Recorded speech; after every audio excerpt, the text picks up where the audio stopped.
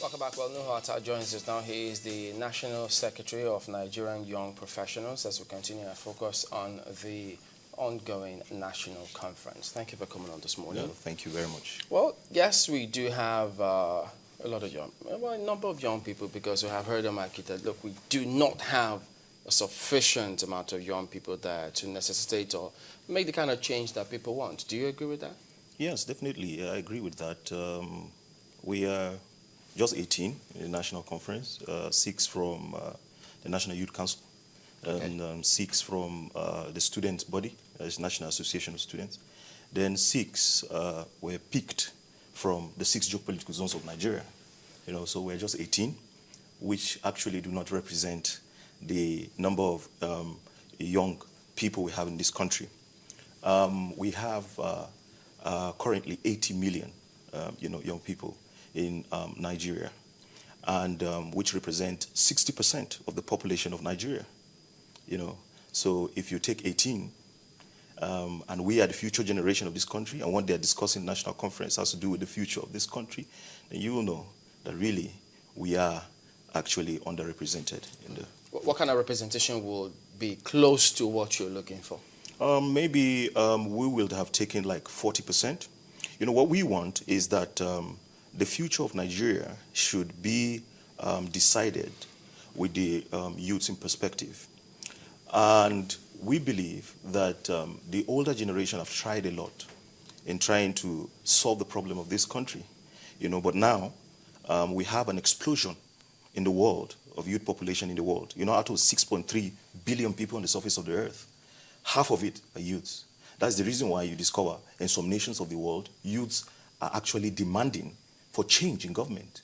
Youths are demanding there are a lot of revolutions, and they're all championed by youths. So Nigeria is not an exception. But are the youths playing that role here? Yes. In Nigeria? Yes, the youths are playing that role. The problem that we have is that the youths don't have a voice. Is that okay? And that voice is supposed to be a unified platform that will bring youth advocacy groups, youth organizations together, and will voice out our own grievances or our own issues that we want to accomplish. When you say youths don't have a voice to do what? They've been accused of not even being able to handle their own basic needs. How can they now be able to handle the nation? No, what I'm talking about is that I want you to understand that I think there's a lot of assumption on the youths. I think there are few people in the country that are bad eggs on the youths. Is that okay? But the truth about it is that we have young professionals in different fields of human endeavors in this country that can be able to transform this country. Are you understanding what I'm saying? We have people that you can trust with leadership positions in this country, people that have the capacity to contribute to the system. And that's what we're talking about. So we need a platform that will be able to bring these people on board in leadership. That is why one of the objective of our organization, the Young Professional Forum organization, is for youth participation in governance. Because we believe this is a knowledge economy. And the knowledge economy has information as its key driving force. That simply means people that have the right information should be the people in government. People that have the right answers to the questions, people that have the solutions to the problem should be the ones in power in this country. So that's what we're advocating for. So what we are advocating for is a broader youth representation through advocacy groups so that we could be able to form a force and make our demands for the government. What about, because when you gave that statistics about the 18 million, talk about the voting population, the registered voting population in this country.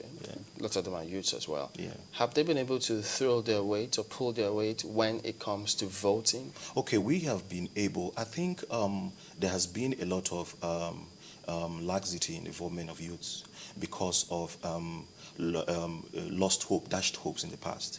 So a lot of youths have not really been too involved in election processes. So what we are doing now is to advocate, is to meet people in the grassroots level and both professional grassroots and tell them we have to decide for this country because we have the voting power to put the right people in positions in power in this country. And we have people also that could represent the youths, even in government in this country. So what we are doing now is to educate people. We have held our regional conferences in Kaduna, in Enugu, in Bayelsa, and we rounded up in Lagos on Saturday. And the turn-up has just over 1,000 people in every of the meeting, and we have 13 million members worldwide of the members of our organization worldwide. We have in the US, we have in Canada, we have in Singapore, we have both in different countries of the world. And what we are doing is we want to synergize.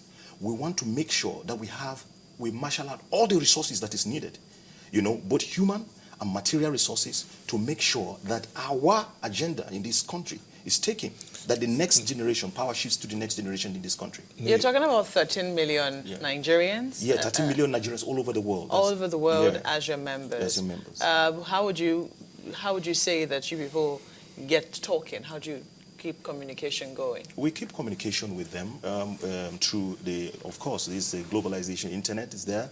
We communicate with our members, and we travel on a regular basis to different sections of the world, to relate with our members, to fine-tune our strategies, and to plan. The election is coming, so we want to play a significant role. Please, I want to state this very clear in the media. Our agenda as an organization, as youths in this country, is to mobilize the youth to produce the next president in 2019. But we want to make sure that our voice is heard in 2015. Because the truth about it is that we know that the president of this country is a listening president. We know that. The problems he has is that he has a lot of bureaucratic bottlenecks close to him. And then our voice has not been able to reach him yet. The 13% affirmative action for women, he's been able to listen and do something about it.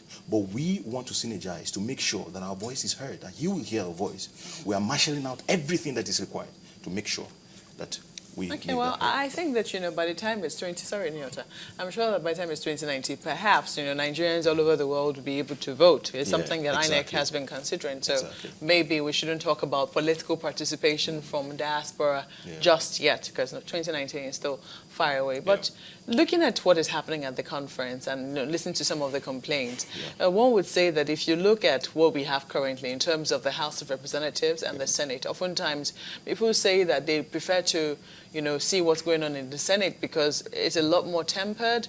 You find that there's plenty of maturity in approaching even very, very sensitive issues, which you usually do not get in the House, according to them. I mean, this is general opinion.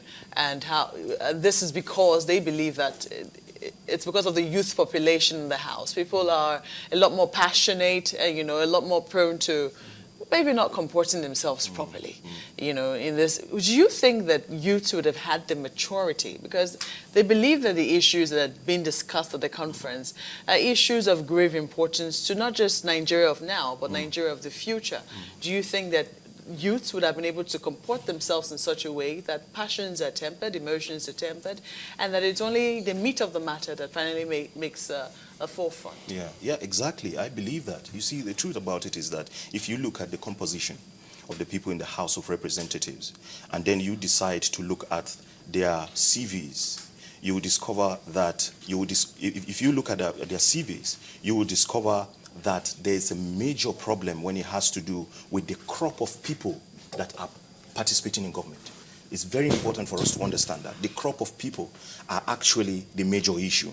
Because I remember during the time of Bankole, the House was actually accusing him of focusing his attention on some few members of the House, not taking some people along as a result, or he's just focusing on some certain people. And then his comment was, okay, if you want me to travel with you abroad, if you want me to take you to places that we have to deliberate on issues that has to do with this nation, my problem is that there are people in the House that can read, that can write. That was his response. There are people in the House. So I want you to understand that the representation that we are talking about are representation of professionals, people that have maturity to handle issues. In the House of Representatives, there are a lot of issues there. There are a lot of the composition of people there, is terrible.